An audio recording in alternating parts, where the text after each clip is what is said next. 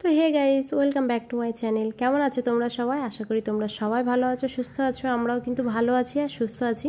আর আমি ফাল্গুনি চলে এসেছি আবার একটা নতুন ভিডিওর সাথে, নতুন কিছু টিপস নিয়ে, যেটা একদম পুরো ঘরোয়া, যেটা তোমাদের কিচেনের জন্য, তোমাদের সংসারের অনেকটাই কাজে আসবে।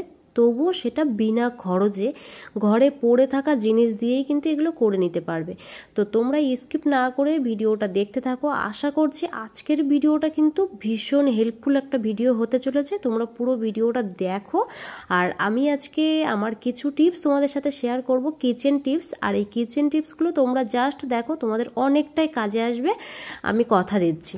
তো চলো, এই দেখো শুরু করে দিলাম। এদিকে আমার ফার্স্ট টিপস, আমরা একটু কলমের কালি দাগিয়ে নিয়ে, সেটা কিন্তু কি করে বলো তো, বাচ্চারা যখন খেলা করে, অনেক সময় পেন নিয়ে যখন খেলা করে পেন দিয়ে দাগিয়ে ফেলে।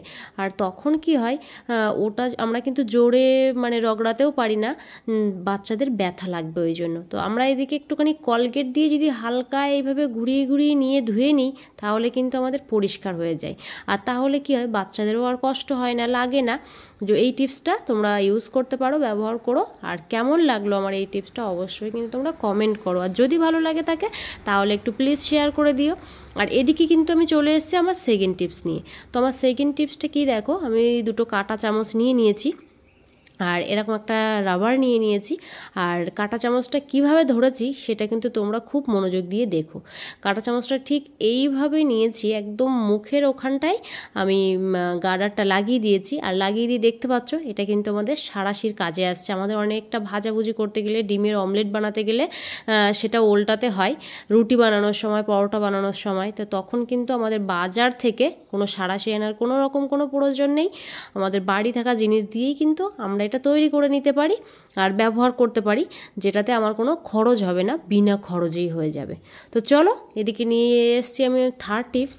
আর আমার সেকেন্ড টিপসটা কেমন লাগলো অবশ্যই কিন্তু তোমরা কমেন্ট করো। কমেন্ট করতে একদমই ভুলো না, তাহলে কিন্তু আমারও একটু ভালো লাগবে যে তোমাদের এই টিপসটা কেমন লাগলো, হেল্পফুল হলো কিনা সেটা জানার জন্য। তো চলো, এদিকে আমার থার্ড টিপস নিয়ে এসেছি। আর আমার এই থার্ড টিপসটা কি দেখো, আমি এদিকে নিয়ে নিয়েছি গরম জল। গরম বলে তো উষ্ণ গরম জল নিয়েছি। এবার তোমরা ঠান্ডা জলও নিতে পারো, নিয়ে তার ভিতরে হালকা একটু লেবুর রসও দিতে পারো, বা লেবুটা নিয়ে জলের ভিতরে ভিজিয়েও রাখতে পারো। আর রেখে দেন এই জলটা কী করবে তুমি বলো তো? তো চলো এটা তোমাদেরকে বলি। আমাদের গলায় অনেক সময় মাছ খেতে গিয়ে কাটা ফুটে যায়। তো আমরা যতই ভাত খাই না কেন, জল খাই না কেন, সেটা কিন্তু ভালোভাবে চলে যায় না, আমাদের কষ্ট হয়। তো তখন আমরা যদি এই লেবুর এই জলটা যদি খাই, তাহলে কী হয়, কাটাটা একটু নরম হয়ে যায়। আর কাটাটা যখনই নরম হয়ে যায়, তখনই কিন্তু সেটা ইজিলি আমাদের গলা থেকে ছাড়িয়ে যাবে। তো এই টিপসটা কেমন লাগলো অবশ্যই কিন্তু তোমরা কমেন্ট করো। আশা করছি এই ভিডিওটা তোমার খুব ভালো লাগবে, এই টিপসটাও ভালো লাগবে। তো চলো, আমি আমার নেক্সট টিপসে চলে আসলাম, আমার ফোর্থ টিপস। তো এদিকে নিয়ে নিয়েছি আমি একটা চপার না বলতে পারো, এটা কিন্তু ওই রুটি বানানোর যে যারা আমার ভিডিও দেখো তারা জানো আমি কিন্তু কালো কালো হয়ে গেছে, যে তোমরা ভাবছো কালো কালো কেন হয়েছে, চপারটা ইউজ করতাম। বাট এই বাড়িতে আসার পরে, আমি রাজস্থানে থাকি, আর এই বাড়িতে অন্য একটা বাড়িতে এসছি আবার, কিন্তু সেই বাড়িতে এসে আমি চপারটা এখন ইউজ করছি না বর্তমানে, যে কিছুদিন রেখে দিয়েছিলাম, ওই জন্যই কিন্তু কালারটা এরকম হয়ে গেছে। যে তোমার আগে যখন আমি ইউজ করতাম তখন আমি এইভাবেই করতাম। তো ভাবলাম তোমাদের সাথে একটু শেয়ার করে দিই, তোমাদের অনেকটাই কাজে আসবে। কারণ চপারে আমাদের সবজি কাটা হয়, পেঁয়াজ রসুন সব কিছু কাটা হয়, তার কিন্তু আলাদা একটা গন্ধ থাকে। সেই গন্ধটা আমরা যতই ধুই না কেন, গন্ধটা কিন্তু যেতে চায় না। কিন্তু এইভাবে যদি তোমরা লেবু আর সাথে একটু লবণ দিয়ে এইভাবে ঘষতে থাকো, কি শুধু লেবু দিয়ে ঘষতে থাকো, তাহলে কিন্তু ওর গন্ধটা একটুও পরিমাণে থাকবে না। তো আমার ওই টিপসটা কেমন লাগলো তোমরা অবশ্যই কিন্তু কমেন্ট করো। আমার 4 নম্বর টিপসটা কেমন লাগলো। তো চলে এসেছি আমার 5 নম্বর টিপসে। তো 5 নম্বর টিপসটা আশা করছি তোমাদের ভীষণ ভালো লাগবে, ভীষণ কাজে আসবে। তোমরা মন দিয়ে জাস্ট দেখো। আমি নিয়ে নিয়েছি একটা বটি। আর আমার বটিটার অবস্থা দেখেছো কি হয়েছে? কারণ বটিটা কিছুদিন আগে এই আমাদের যে বাড়িতে থাকি, এই বাড়ির ইনি নিয়েছিল, এই দিদিভাই নিয়ে অনেকটা আম কেটেছিল। আর আম কাটার পরেই না এরকম অন্যরকম দাগ হয়ে গেছে। তো আমি ভাবলাম চলো, আমার পরিষ্কার করাও হয়ে যাবে আর তোমাদের সাথে জিনিসটা শেয়ারও করা হয়ে যাবে। তো নিয়ে নিয়েছি একটু লবণ আর একটু লেবু দিয়ে, লবণ আর লেবুটা কিন্তু বটিতে ভালো করে এই লোহার পাত্রটার উপরে ভালো করে লাগিয়ে তোমরা কিন্তু আধা ঘন্টা কি 40 মিনিটের জন্য রেখে দিতে পারো।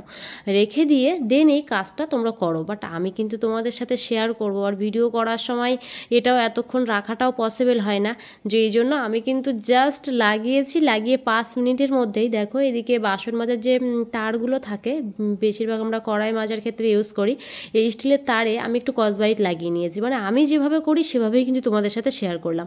একটু স্কচব্রাইট লাগিয়ে এই বাসন মাজার সাবানটা লাগিয়ে নিয়ে এইভাবে দেখো, যদি আমি এরকম ডোলে ডোলে পরিষ্কার করে ফেলি না, তো তোমরা এটা জাস্ট ট্রাই করবে, একদম অসাধারণ একটা টিপস বলতে পারো, ম্যাজিকের মতো কাজ করবে। তোমরা দেখো, দেখে আমাকে কিন্তু অবশ্যই তোমরা কমেন্ট করো।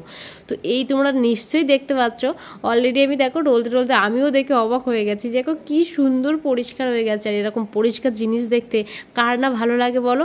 মানে আমরা যদি কোনো সবজি কাটি, কোনো কিছু কাটি, এরকম পরিষ্কার জিনিস দেখলে কিন্তু সবারই ভালো লাগে। আর একটু গুছিয়ে রাখতে, পরিষ্কার পরিচ্ছন্ন রাখতে আমরা সবাই পছন্দ করি, বেশিরভাগ বাড়ির মহিলারা। তো তোমরা নিজেরাই দেখতে পাচ্ছ যে আমার এই সাইডটা এখনও কেমন আছে আর ওই সাইডটা কত সুন্দর পরিষ্কার হয়ে গেছে। তো এইভাবে কিন্তু তোমরা এটা ট্রাই করতে পারো। আর কেমন লাগলো এই টিপসটা তোমরা অবশ্যই আমাকে কমেন্ট করো, যে আশা করবো তোমাদের এই ভিডিওটা, এই টিপসটা ভালো লাগবে, অনেকটাই কাজে আসবে। তো চলো। আর কি হয় বলো তো, অনেক ক্ষেত্রে কিন্তু আমাদের বটিতে এইভাবে আমি যে ডললাম, এটা করার পরেও কিন্তু অনেক সময় ধারটা চলে যায়। যে এরকম একটা লোহার খুন্তি, স্টিলের খুন্তি বা লোহার খুন্তি তোমরা নিয়ে নিতে পারো, নিয়ে ঠিক এইরকমভাবে একটুখানি ঘষে নিলেই কিন্তু আমার বটিটা আবার আগের মতো ধার হয়ে যায়। আর ধার না থাকলেও তোমরা এই টিপসটা ফলো করতে পারো, এটাতেও কিন্তু অনেকটা বটিটা ধার হয়ে যায়, যেটা আমাদের সাংসারিক ক্ষেত্রে কাজে লাগে। আমার কিন্তু এটা ধার করার জন্য আর দোকানেও দিতে হবে না, বা এটা পরিষ্কার করার জন্য দোকানেও দিতে হলো না, আমার ঘরোয়া ক্ষেত্রে আমি পরিষ্কার করে নিলাম, যে আমার কোনো খরচও হলো না, বিনা খরচে হয়ে গেল। তো চলো, এই টিপসটা কেমন লাগলো অবশ্যই তোমরা কমেন্ট করো। চলে এসেছি আমার 6 নম্বর টিপসে, আমার এটা লাস্ট টিপস। তো আমার এই টিপসটা কেমন লাগে তোমরা অবশ্যই কমেন্ট করো। তো এদিকে আমি নিয়ে নিয়েছি বোতলে 1 বোতল জল, আমি হাফ বোতল নিয়েছি, যে পরে অ্যাড করব তার জন্য। আর এদিকে দেখো আমি কিন্তু লেবু দিচ্ছি না, লেবু থেকে লেবুর রসগুলো কিন্তু আমি বের করে নিয়েছি অলরেডি, সেগুলো আমার কাজে লেগে গেছে।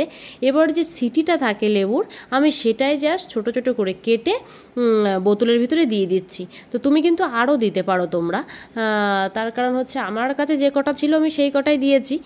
আর দিয়ে বোতলটা কিন্তু ফুল বোতল ভরে দেব, ভরে দিয়ে 10 মিনিট কি 15 মিনিট পরে এটা কিন্তু আমি একটু ভালো করে নাড়াচাড়া দিয়ে, যেভাবে আমরা পরিষ্কার করি ওইভাবে কিন্তু আমরা পরিষ্কার করে নিতে পারি। তাহলে কি হয় বলো তো, আমরা কিন্তু বোতল যতই পরিষ্কার করি না কেন, বাট বোতলে যখন আমরা জল খাই একটা কিন্তু আলাদা রকম গন্ধ বেরোয়, তো সেই গন্ধটাই লেবু দিয়ে সাফ করলে একটুও বেরোবে না।